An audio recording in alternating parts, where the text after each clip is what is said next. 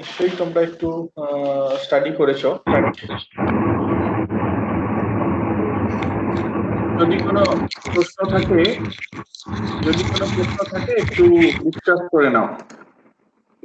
প্যারাম্যাগনেটিজমের যে কোয়ান্টাম থিওরিটা আমরা আগের দিনকে পড়েছি, সেইটা নিয়ে যদি কোনো প্রশ্ন থাকে একটু ডিসকাস করে নাও। আজকে আমরা ফেরোম্যাগনেটিক মেটেরিয়ালের ম্যাথমেটিক্যাল অ্যানালিসিসটা ডিসকাস করব। সেখানে এই প্যারাম্যাগনেটিজমের কোয়ান্টাম থিওরিটা খুব কাজে লাগবে আর কি। এখানে বিভিন্ন রেজাল্ট গুলোকে আমরা রিকল করব। কাজে আগের পার্টটাতে যদি কোনো প্রশ্ন থেকে থাকে সেটা ডিসকাস করে নাও। হ্যাঁ বলো। এমজে এর ভ্যালুটা কেন -j থেকে j পর্যন্ত নেওয়া হচ্ছে? এমজে এর ভ্যালুটা -j থেকে j পর্যন্ত নেওয়া হচ্ছে তার কারণ এটা তো একটা কোয়ান্টাম নাম্বার না, এটা একটা কোয়ান্টাম নাম্বার। তোমরা আসলে কোয়ান্টাম নাম্বার গুলোর সাথে এখনো তো কনভার্সেন্ট হওনি, যে জন্য এই প্রবলেমটা হচ্ছে আর কি। এমনিতে তোমরা অরবিটাল অ্যাঙ্গুলার মোমেন্টামে কোয়ান্টাম নাম্বারের কথা শুনেছো।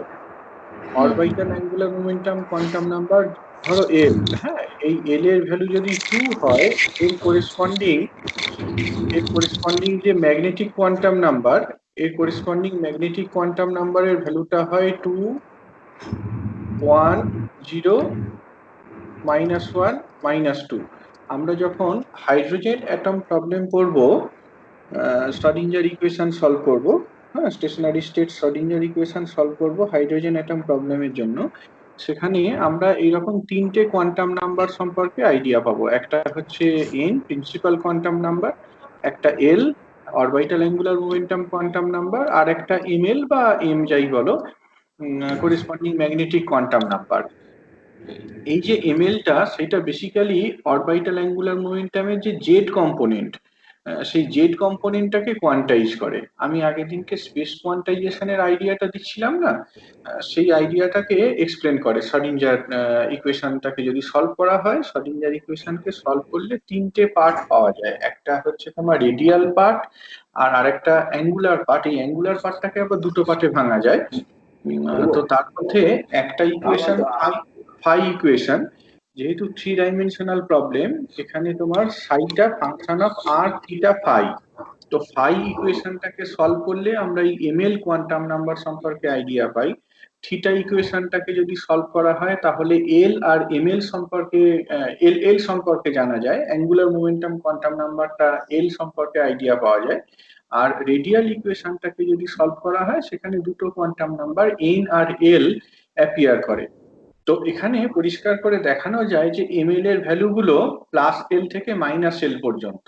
শ্রোডিঞ্জার ইকুয়েশন সলভ করলে এটা দেখানো যায় ফর এ গিভেন এন, একটা নির্দিষ্ট এন এর জন্য এল এর ভ্যালু কি কি হতে পারে। এল এর ভ্যালু হতে পারে 0 1 2 3 আপ টু L-1। কেমন একটা নির্দিষ্ট, সরি L-1 নয়, N-1, just right, up to N-1। এল এর ভ্যালুটা 0 থেকে N-1 পর্যন্ত হতে পারে। আর একটা এল এর জন্য, নির্দিষ্ট এল এর জন্য এমএল ভ্যালুগুলো +L, next L-1, L-2 up to -L। এই +L থেকে -L এইরকম 2L+1 সংখ্যক ভ্যালুস থাকে। এইটা একদম শ্রোডিঞ্জার ইকুয়েশনকে সলভ করলেই পাওয়া যায়। এটা এটা তোমার ইমপ্লিকেশন আর কি। হ্যাঁ, এই রেজাল্টটা পাওয়া যায়।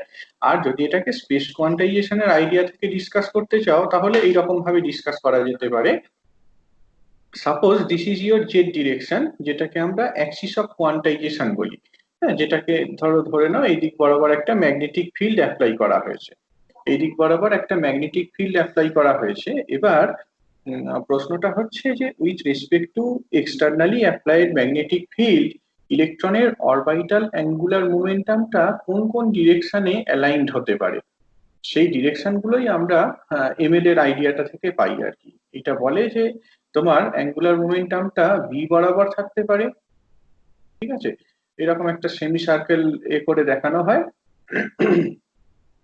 একটা হচ্ছে তোমার কি এই দিক বরাবর বি এর সাথে প্যারালাল, একটা হচ্ছে বি এর সাথে অ্যান্টি প্যারালাল। অর্থাৎ এমএল এর ভ্যালুটা +L হতে পারে, -L হতে পারে, এর ভ্যালুটা 0 হতে পারে, এরকম ইন্টারমিডিয়েট আরো কিছু ভ্যালু হতে পারে। হ্যাঁ, এইখানে সে আমি basically L equals two plus two, L equals two 2 এর জন্য দেখিয়েছি।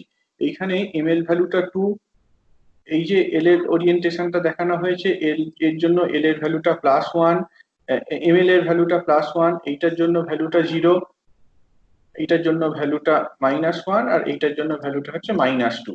অর্থাৎ এম এল বলতে বোঝায় যে টোটাল অ্যাঙ্গুলার মোমেন্টাম তার জেড অ্যাক্সিস বরাবর কম্পোনেন্টটা কত।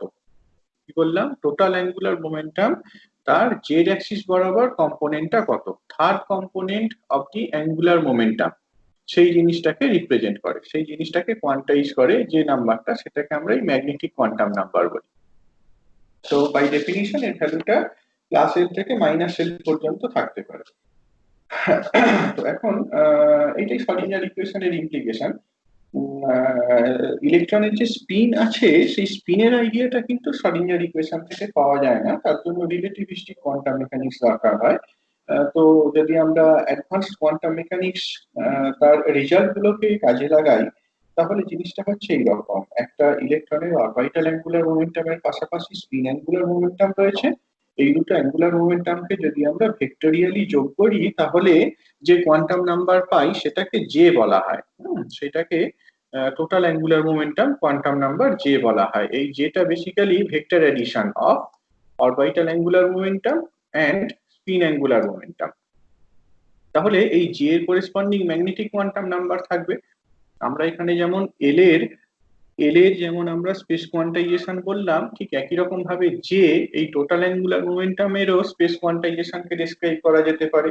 আমরা এল এর যে থার্ড কম্পোনেন্টের কথা বললাম, যেটা কিনা এই এম এল ভ্যালু গুলো দ্বারা কোয়ান্টাইজড এগুলোকে নাম্বারগুলোকে রিপ্রেজেন্ট করছে, একই রকম ভাবে যে টোটাল অ্যাঙ্গুলার মোমেন্টাম তার থার্ড কম্পোনেন্ট, সেইগুলোকে আমরা এম জে ভ্যালু দিয়ে রিপ্রেজেন্ট করতে পারি। হ্যাঁ, সেইগুলোকে এম জে ভ্যালু দিয়ে রিপ্রেজেন্ট করতে পারি।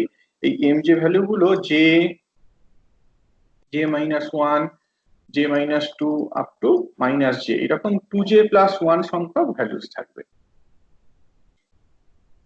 এইটাই, বুঝতে পারলে? হ্যাঁ স্যার। আর আর কোনো কোয়েশ্চেন? আর কোনো কোয়েশ্চেন? আগের দিনে যেটা করেছিলাম সেইটা নিয়ে কোনো কোয়েশ্চেন নেই, তাহলে আমি আজকের টপিকটা শুরু করছি আর কি। হ্যাঁ, আগের দিনকে তো আমরা ফেরোম্যাগনেটিক মেটেরিয়াল সম্পর্কে একটা আইডিয়া দিয়েছিলাম। একটা ফেরোম্যাগনেটিক মেটেরিয়ালে যে দুটো ইম্পর্টেন্ট জিনিস আমরা ডিসকাস করেছি, সেটা হচ্ছে ডোমেইন স্ট্রাকচার আর স্পন্টেনিয়াস ম্যাগনেটাইজেশন। আমরা বলেছিলাম যে ফেরোম্যাগনেটিক মেটেরিয়ালের প্রত্যেকটা অ্যাটম, ফেরোম্যাগনেটিক মেটেরিয়ালের কনস্টিটিউয়েন্ট অ্যাটমগুলো পার্মানেন্ট ম্যাগনেটিক মোমেন্ট ক্যারি করে, similar to that of a paramagnetic substance. But for a ferromagnetic substance there exists a domain structure, a region containing typically 10 to the power 6 to 10 to the power 9 number of atomic magnetic moments which are aligned parallel. অর্থাৎ এই ferromagnetic সাবস্টেন্সের মধ্যে একটা রিজিয়নে strong magnetic moment থাকে। নিশ্চয়ই এর পিছনে কোনো একটা ম্যাগনেটাইজেশন ইনভলভ, একটা স্পন্টেনিয়াস ম্যাগনেটাইজেশন ইনভলভ।